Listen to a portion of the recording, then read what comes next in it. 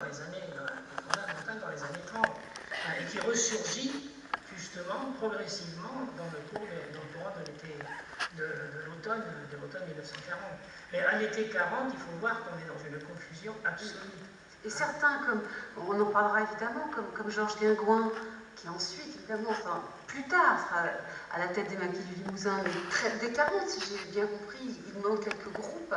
Est-ce qu'il fait cela complètement en dehors des clous par rapport aux dirigeants du PC, mal vu par eux, ou sans contact, ou est-ce qu'il fait cela malgré tout dans un contexte un tout petit peu organisé? Moi, je pense qu'il fait ça de manière assez spontanée, comme font pas mal de communistes qui n'ont pas encore la liaison avec le parti. Et qui se moquent un peu de la ligne léniniste officielle de savoir il faut les conditions légales, négocions. C'est un autre mouvement, non pour je ne crois pas. Non, vous ne croyez pas? Non, je ne pense pas. Il part spontanément quand même, en se disant voilà, il faut faire ça, il faut faire quelque chose, mais il faut faire quelque chose, faire quoi? Bon, ben, on prend des contacts, etc. Mais je ne pense pas qu'il y ait derrière la tête les possibilités légales. Oui, c'est ce que je voulais vous dire, sans moque, on dit la même chose. C'est pas son problème, c'est pas du tout son problème à Guingouin. C'est le problème de... Enfin, je veux dire, c'était simplement le problème, en fait, la question des possibilités légales, c'était le problème des élus ou des syndicalistes qui ont été contactés, par exemple, pour faire des comités populaires. Bon, il y a le maire d'ici les Moulineaux qui a refusé, il y a des syndicalistes qui ont refusé aussi. Bon, ceux-là, ils ont su. Mais autrement, personne n'a su ces tractations. Et est-ce que la masse des militants connaissait l'existence de ce dogme léniniste des possibilités légales, etc., il est très vraisemblable que non. Hein? Je crois que ça sont des affaires de sommet. D'accord. Mais tout de même, vous acceptez que sommet base, il y ait eu des distorsions. Je ne sais pas si on peut dire comme ça. Vous dites juste PCF international. Ça, une distorsion, c'est pour PCF international, mais pas sommet base. C'est ça, si je vous ai bien compris. J'en sais rien, il faudrait des enquêtes très approfondies. D'accord. Très ça. Sans doute en partie, mais il faut dire aussi après qu'il y a des gens qui en ont rajouté, il y a ceux qui ont tout compris tout de suite. Hein. Oui. Hein, il y en a pas mal. Hein. Oui. Les anciens dirigeants au caisse qui se réclament, ils étaient anti-staliniens depuis toujours. Or, ils ont appliqué la ligne depuis toujours aussi, sauf quand ils ont ou bien été exclus, ou bien quand d'eux-mêmes ils sont partis. Hein. Mais je crois que c'est assez difficile de discerner ceux qui d'emblée ont compris, et ils ne sont pas nombreux, mais forcément d'ailleurs, parce qu'on a été pris dans un engrenage tel, dans une espérance folle aussi, il faut bien voir. L'Union soviétique a provoqué d'immenses espoirs que, à l'époque, je crois que c'est difficile de parler de en général, bien sûr. Mais par ailleurs, on le sait bien, il y a eu beaucoup de juifs dans les rangs communistes dans les années 30, dans l'antifascisme. Pour eux, ça a dû être très différent, la manière de voir. C'était pas possible de ne pas mettre l'antifascisme au premier plan.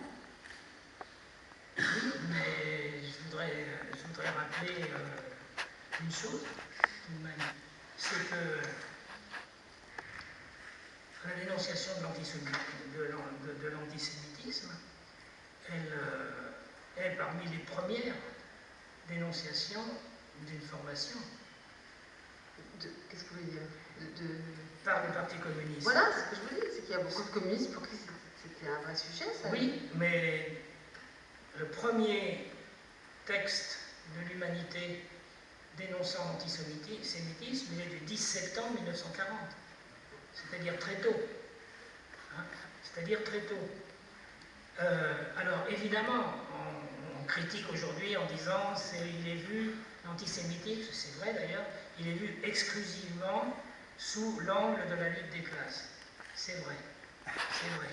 L'antisémitisme est vu comme une invention, je reprends le texte de l'Humanité du 10 septembre 1940, comme une invention des réactionnaires pour empêcher l'union contre l'ennemi de classe, les capitalistes, et donc on appelle à s'unir sans distinction de religion contre l'ennemi de classe.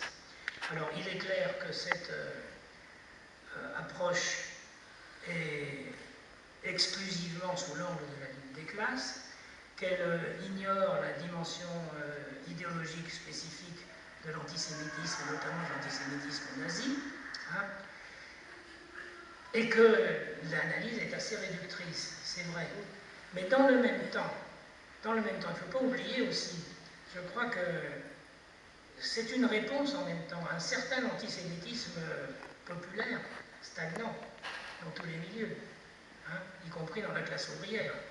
Et là, on dit, attention, l'ennemi, ce n'est pas le juif, l'ennemi, c'est le capitaliste chrétien, le capitaliste athée, le capitaliste juif, le capitaliste, etc. Voilà.